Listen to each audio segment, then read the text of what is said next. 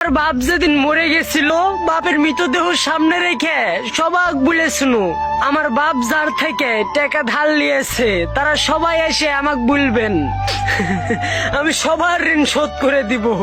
এ কথা শোনার পরে আমার বোন হাত ঝাঁকি দিয়ে বলল, ভাই তুই টাকা শোধ করবি কই থেকে? তুই তো আজ 5 বছর থেকে চাকরি নাই, তুই টাকা দিবি কই থেকে?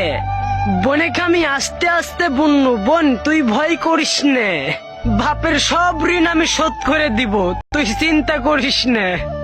পরের দিন সকালবেলা ঘুম থেকে উঠতে না উঠতে দেখি বারান্দাতে 4-5 জন দাঁড়া আছে। পাওনাদার দেখে আমি একটু ভয় ভয় পানু। সামনে যেতেই বললো, আমি ব্যাংক থেকে এসেছি, আপনার বাপ ব্যাংকে বেটা বেটির নামে 20 লাখ টাকা রেখে গেছেন। অন্যরাও বলল, আপনার বাপ প্রতিদিন আমাদের সমিতিতে 20 টাকা 50 টাকা করে জড়ো করতেন।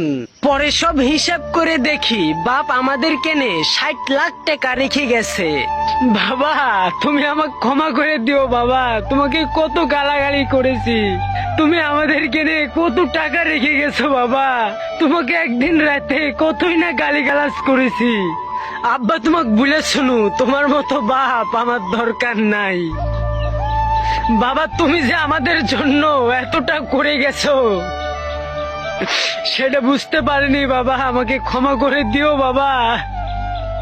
প্রতিদিন আকাশের দিকে তাকিয়ে একটা কথাই মনে পড়ে, বাবা আজ পর্যন্ত তোমাকে বুঝতে পারলাম না।